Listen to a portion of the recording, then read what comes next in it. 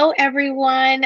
Welcome to today's session of Plan to Win Women in Net Worth. All right. And so today we have our lovely host, Miss Brandy Bridget, and my lovely co host, Miss Priya Royal. And we are so excited to come to you guys today. It's been a minute since we've been able to schedule one of these, Priya, hasn't it?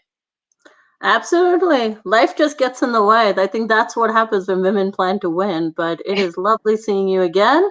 And Yeah. I am, like I say, I'm both sad and excited to talk about what we are talking about. The legacy that we're going to talk about is something absolutely exciting and fabulous.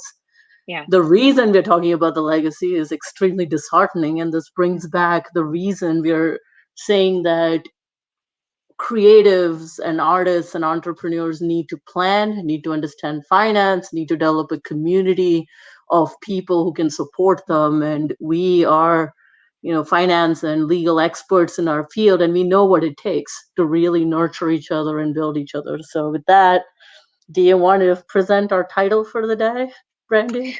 Well, yes, even though I didn't have the pleasure of coming up with it, she's always one that is wonderful with her words. But we are talking about the tax tunes that keep going today in memory of all of our fallen entertainers, especially over this time of COVID, whether it was COVID related or not. Death still brings on different plagues of financial hardship to our families. And so we're going to talk about how those tax tunes just keep going, right, Priya? Absolutely, Brandy. And when we say tax tunes, we quite literally mean tax tunes. We're talking about the songwriters and music producers and the artists and the people we have seen on stage, the people who haven't quite made it there, the people who have hidden songs and lyrics and various things sitting in scratched up notebooks somewhere in Yeah. an attic somewhere. And the IRS, as we all know, everybody's afraid of the IRS, but all they do is enforce, which means the laws are on the books. So your legislature is to blame for making such laws. But regardless, the IRS is now figured out in the last several years. I mean, they have known this since before the 1960s. Rights of publicity, which means the right to sell, make money on, trade on your name, likeness, and image. Think Michael Jackson's Moonwalk, um, is, or just a name. Um, Take a name like 50 Cent. Those are things that have value, that have money attached to it. Yep. And now they're putting tax on it. And Michael Jackson's estate, as we know, Michael Jackson did not have too many assets when he passed away, and the estate itself said that the taxable value of the estate, an estate that's over the, for a US citizen, that's over the exclusion amount. It's usually about, right now it's a little over 10 million per person, but it used to be 5 million, probably will be again, especially when it expires in 2026, is taxed at almost 40%. And that tax goes directly to the IRS's hands, which means the government doesn't care whether that No. value is sitting in your family home, in your prized jewelry, in a artwork that some cherished grandparent did that happens to have become famous. They want their money, and that means that you might lose those possessions. But that also applies to rights of publicity and things that you created.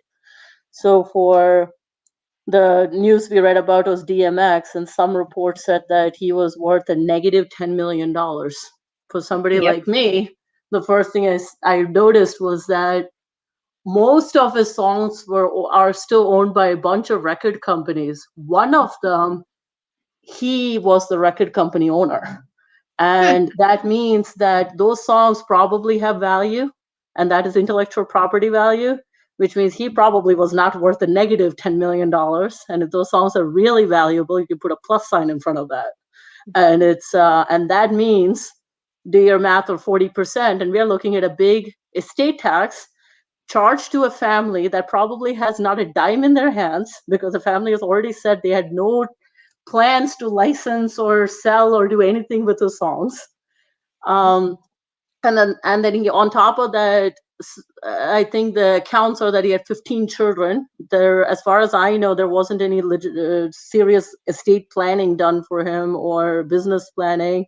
None. And without that, he essentially has created a liability on his family without any distribution of assets or wealth or potential or anything. And these are things we want to avoid.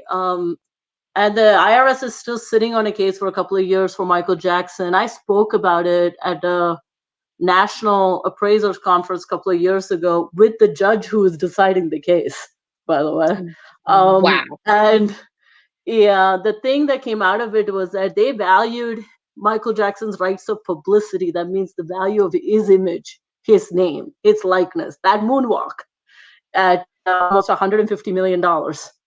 And that means that the estate is going to owe 40% tax on that amount. Now the court may decide it's not so high because of you're trying to figure out at the moment he died, what could his name, the things he wrote, if he had scratched up song lyrics on a napkin, how much would that sell for at the moment he Wow. died? That's what the value is based on, which means he may have never seen the value, may have never recognized it, but it's a fair market value that's based on a appraisal and evaluation analysis, which can get a rather complex, has many subjective components, but it starts a battle. And it is easy to say that, oh, this won't matter to me, but a lot of us are creatives here. A lot of us have gone through hardship. We have suffered through things and risen, and we express ourselves in different ways, and we may be hiding how we express it, and invariably they're amazing pieces. So just imagine that at the moment you die, there might be something of marketable value. And you can plan against that. Aretha Franklin did not believe in any sort of planning, did not believe in bank accounts, did not believe in advisors, because she had been, for good reason, grown to distrust them because of what she went through.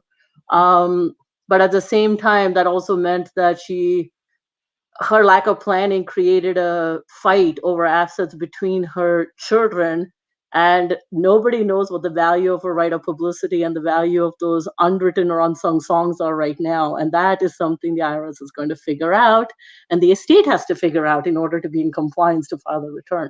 And so, you have DMX, you have Black Rob most recently, and I don't even have tidbits of information from TMZ or anything to figure out where to begin there. The only thing I have is that I could start singing all their songs, and then our podcast will be at an end. But so the point of this very short, brief introduction is that over the coming weeks, we are not only going to talk about divorce asset protection, which we are going to allude to at various points. We're going to talk about protecting our children. We're going to talk about protecting the things we care about, the people we care about.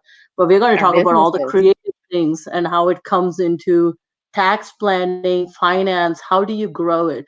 How do you use it for investment? In the music industry, one of the common things is that we can create a trust that will actually hold your rights to your own name and your image and your likeness and your song rights and who licenses it, who gets the royalties, who has a right to manage all that even after you're dead. Because for these estates, the IRS can come after your tunes long after you're gone, which is where our title comes from. The other thing we're going to talk about that's related to this is at the VMA Awards, I think in 2014, Michael Jackson showed up at a concert. Actually showed up at the VMA Awards as a hologram. That was his image. That had value in it. Somebody had the amount of money that you imagine that VMA had to pay to get that hologram is what the taxable estate would include. To put this in perspective. So and that hologram falls into what we call digital arts.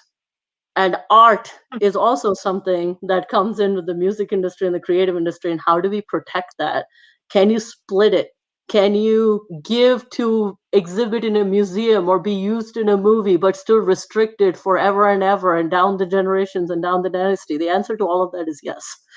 And so just to highlight, the Brandy and I will share with our audience in probably by the next podcast, an article I just wrote on women art collectors and how we have to do planning and preservation to preserve that culture and legacy and not just think about tax consequences. And the reason is, as we get more entrepreneurial and leadership oriented and minority women coming up the ranks, we are seeing art that represents us being collected, because we like to collect what represents us. And that has a changing value, that has a rising value. So all of a sudden, the silk paintings that my parents bought off of a street somewhere outside of Delhi in India because they were pretty and they went back to my culture may, by the time I pass away, be worth millions of dollars because they are now popular. So I probably need to do some estate planning for my own artwork. But well, with that said, I just wanted to say that it's going to be exciting. We'll have live examples, real life examples, our own personal stories, and we'll put it all together and talk about what it means to plan with trust, how much you can control things after you're gone, and how do you make sure that the things that you care about the most and your works and your legacy is not sold, traded, or seized by the government in order to pay a 40% tax. So with that, Brandy, all yours. I mean, I don't know what to say after that. That's a total mic drop right there. That information is just so intriguing and so interesting, especially in today's world where everyone has become their own quote unquote brand, right? And so as a brand, as a life coach, as a health coach, as a motivational speaker, as all of these different types of things, how do we protect that intellectual property?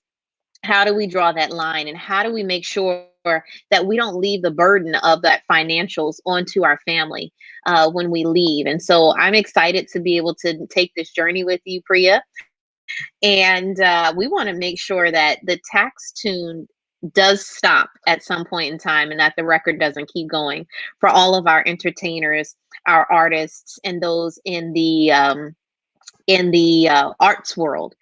So with that being said, you guys, we cannot wait to see you on our next show. We look forward to recording it and getting it out to you guys, and we look forward to seeing you all soon. Have a wonderful rest of the week. Talk to you all later. Thank you, Brandy. And I'll leave that with our job is to make sure nobody has any purple rain on their parade, because we'll also talk about Prince's $80 million tax liability and the new album that's coming out post-mortem. So I love it. I love it. No more purple rain on our parade.